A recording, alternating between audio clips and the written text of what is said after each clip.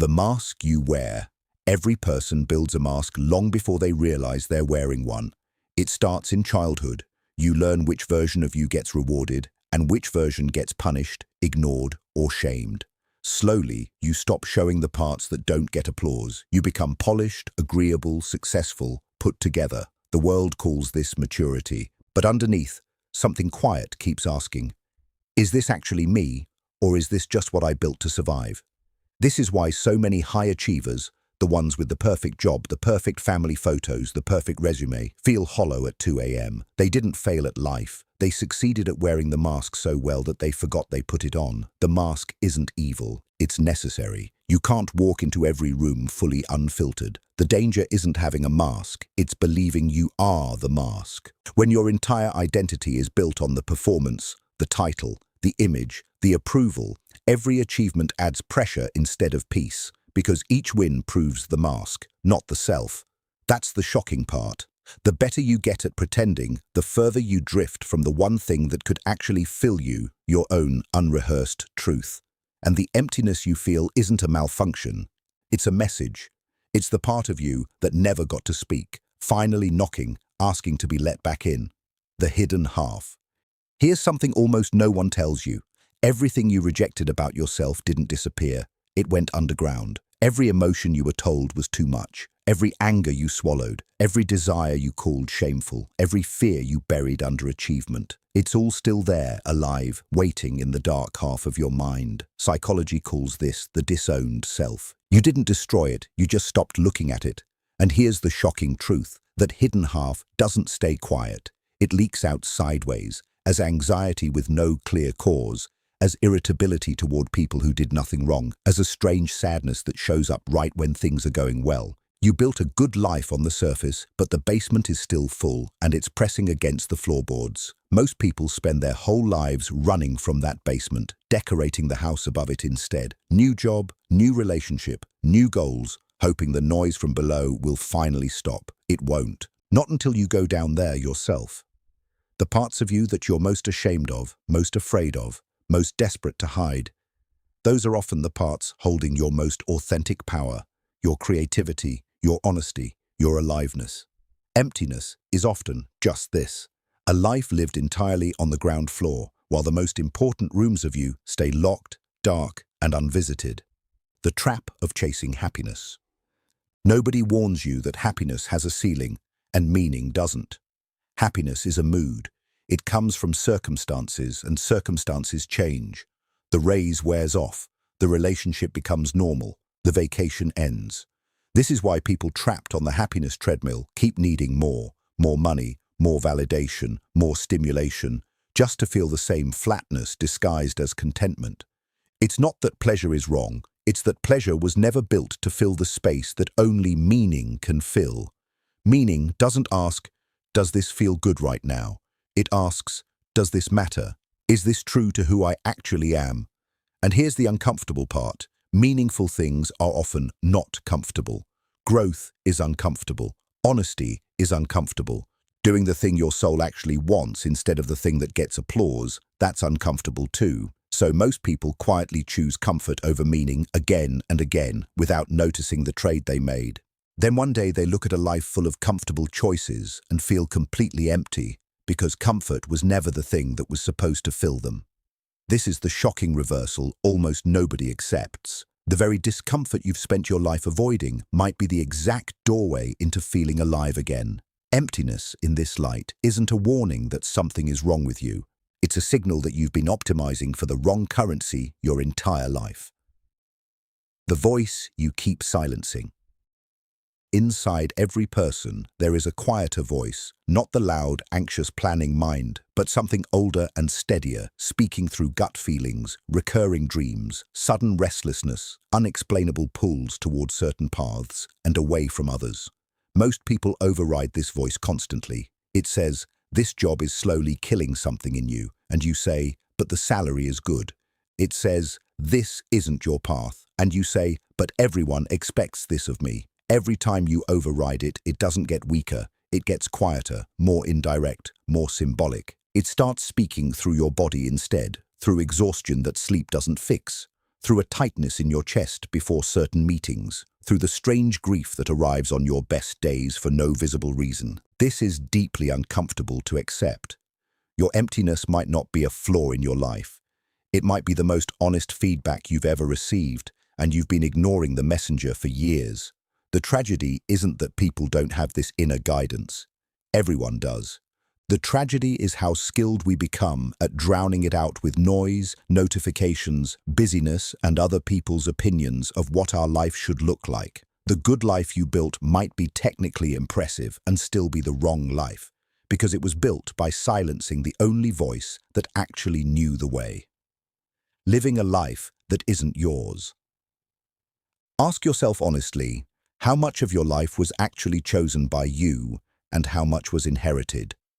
The career path your family expected, the relationship timeline society applauded, the version of success that impresses people at gatherings.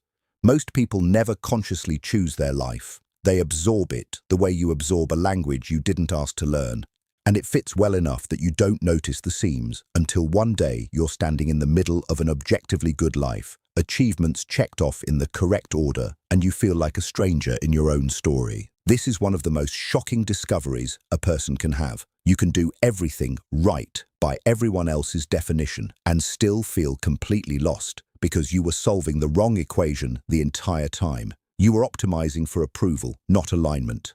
The people around you aren't wrong to be proud of you, but their pride was never proof that you're living your life. It's proof you're living a life they can recognize and understand. Emptiness often shows up loudest right after you achieve the goal everyone told you would finally make you happy, because that's the exact moment the borrowed dream runs out of road, and the real question finally has nowhere left to hide. Whose life have you actually been living? The call toward wholeness. Here is the final, most important shift. Emptiness is not the opposite of a good life. It's often the doorway to a real one. The discomfort you feel isn't there to be medicated, distracted, or achieved away. It's there to pull you towards something psychology calls becoming whole. Not perfect, not happy all the time, but complete, integrated. All your pieces finally in the same room, the mask and the face beneath it, the light and the hidden half, the achievements and the quiet voice you silence to get them. Wholeness isn't a destination you arrive at once and relax forever. It's an ongoing, sometimes uncomfortable conversation with every part of yourself you've been avoiding. This is the shocking reframe. You don't need a bigger life to fix the emptiness. You need a more honest one. Most people spend decades adding more achievements, more approval, more noise, trying to fill a hole that was never about lack. It was about fragmentation. The emptiness will not be solved by anything external because it was never asking for something outside you. It was asking you to come home to yourself. And the moment you stop running from that invitation and actually turn toward it, the emptiness stops being your enemy. It becomes the most honest guide you've ever had. What if the emptiness you feel right now, in the middle of a life that looks completely fine from the outside, is not a malfunction, but a message?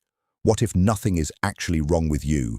And that's exactly the problem. Think about it. You did everything you were supposed to do. You got the job. You got the relationship. You got the version of success that makes people nod with approval when you tell them about your life. And still, at night, in the silence, when the noise finally stops, there's this hollow feeling sitting quietly in your chest, and no achievement seems to touch it. You tell yourself you're being ungrateful. You tell yourself you should be happy. You compare your life to people who have less, and you feel guilty for feeling empty at all. But guilt doesn't fix it. It never has. Because the emptiness was never asking you to be more grateful. It was asking you to be more honest. Somewhere along the way, you built a mask. Not out of dishonesty, out of survival. You learned early which parts of you were welcomed and which parts made people uncomfortable. And slowly, without noticing, you started performing the version of you that gets rewarded. And it worked. The mask got you the job, the approval, the applause. But here is the uncomfortable truth. The better you got at wearing it, the further you drifted from the one thing that could actually fill you. Your own unrehearsed, unfiltered self. And everything you pushed away to build that mask didn't disappear. It went underground. Every anger you swallowed, every desire you called shameful, every fear you buried under ambition, it's still there, alive, in the basement of who you are. You've been decorating the house above it for years. New job, new relationship, new goal, hoping the noise from below would finally stop. It won't. Not until you go down there yourself. And here's what almost no one tells you. Happiness has a ceiling.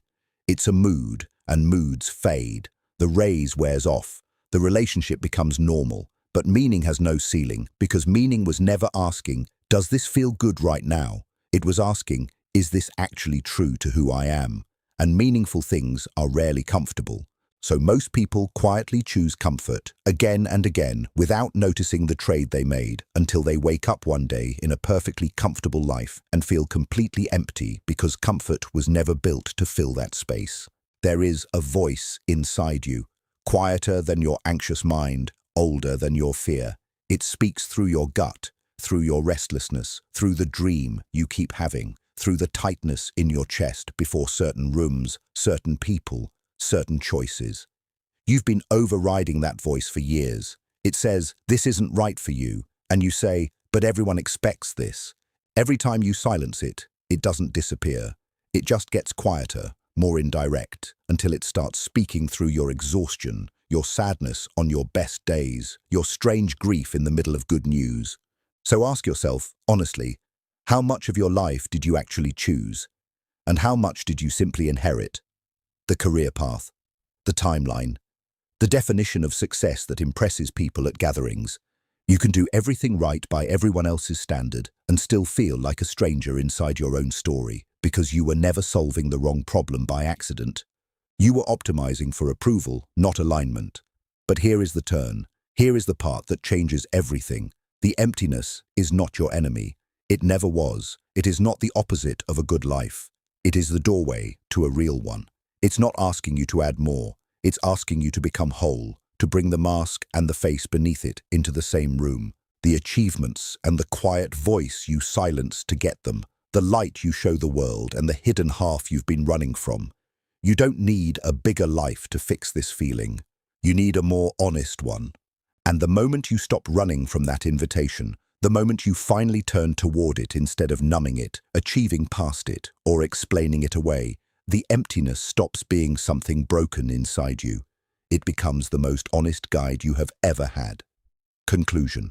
So if you're feeling empty despite having a good life, stop asking, what's wrong with me? Start asking, what part of me have I stopped listening to? The mask, the hidden half, the borrowed dreams, the silenced voice. They are not your flaws. They are the map. Follow it home, and the emptiness will finally have done its job.